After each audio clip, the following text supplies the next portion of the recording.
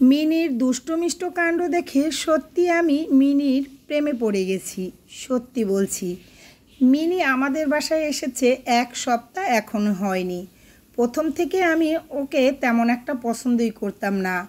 আমার ছেলে বাসায় নিয়ে আসাতে আমি ওর সাথে অনেকটাই রাগারাগি করেছিলাম।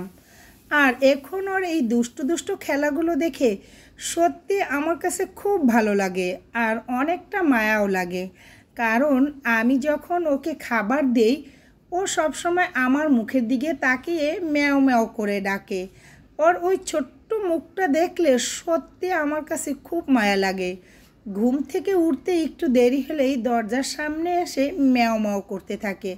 তারপরে খাবারের জন্য রান্নাঘরে গিয়ে আমার মুখের দিকে তাকিয়ে কি সুন্দর করে ডাকতে থাকে। দেখেন, রান্নাঘরে আমি যেখানে যাব ও ঠিক সেইখানেই যাবে। এই জন্যই আমি সত্যি ওর মায়ায় পড়ে গেছি। এটাই হচ্ছে ভালোবাসা। মানুষ মানুষকে 2 দিন যদি একটা জিনিসকে পোষে, তারপর দেখবেন ওই জিনিসটাকে আর ভুলতে পারে না। এই ফাঁকে আজকে একদমই হালকা পাতলা রান্না করেছি। এখানে তেলাপিয়া মাছ একদম সুন্দর করে ভুনা করে দিয়েছি। এখানে আর কিচ্ছু দেইনি, একদম মাখালোভাবে একটা ভুনা। আর এখানে ওই তেলাপিয়া মাছের একটা মাথা দিয়ে আমি এই লাউটা রান্না করব। আসলে আজকে তেমন কিছুই আমার রান্না করতে ইচ্ছে করছিল না। আসলে ভালোই লাগে না রান্না করতে। ঠান্ডা ঠান্ডা এই ওয়েদারে মন চায় একদমই শুয়ে থাকি, কিন্তু কিচ্ছু করার নাই, কিছু হলেও রান্না করতে হবে। আর যখনই আমি এরকম কম ঠম রান্না করি তখনই এই বাটিগুলোর মধ্যে আলাদা করে ফেলি। আর মাছটা কিন্তু আসলে সত্যি অনেক মজা হয়েছে। আর আমি ঝাল খেতে কিন্তু অনেক পছন্দ করি। ঝাল ছাড়া কোনো তরকারি আমার কাছে ভালো লাগে না। অনেক আপুরাই আমাকে বলেন, রুমান আপু, আপনি তো মনে হয় তরকারিতে অনেকটাই ঝাল খান, একদম দেখতে লাল টকটকা। কি আর করব, আমি না ঝাল ছাড়া কোনো কিছুই খেতে ভালো লাগে না। এখন মুখে যদি ভালো না লাগে তাহলে কি করব বলেন? ঝাল ঝাল কোনো খাবার খেতে দারুণ লাগে। আর এখানে লাউটাও কিন্তু হয়ে গেছে। আর লাউটাও সেই রকম হয়েছে, বুঝছেন? সেই রকম কেন বললাম, অনেকটা মজার ছিল লাউ তরকারিটা। আর এই ভুনা করেছি, আর ছেলের জন্য ডিম ভুনা পরে করেছি, সেটা আর ভিডিও করতে পারিনি। আর বিকাল হতে না হতেই একটু ছাদে চলে গিয়েছিলাম তুলসী পাতা আনার জন্য। কারণ কাশি ঠান্ডা হলে এই তুলসী পাতাটা অনেক উপকার। আর এখানে এই ফুলটার নাম কি সেটা কিন্তু আমি জানি না, তবে এই ফুলটা আমার কাছে এতটা ভালো লাগে সেটা ভাষায় প্রকাশ করার মতো না। আমি যখনই ছাদে যাই এই গাছটার মধ্যে ফুল দেখলেই আমার না খুব ভিডিও করতে ইচ্ছে করে, আর অনেকগুলো ছবিও তুলি। আমার কাছে সত্যি বলছি দারুণ লাগে।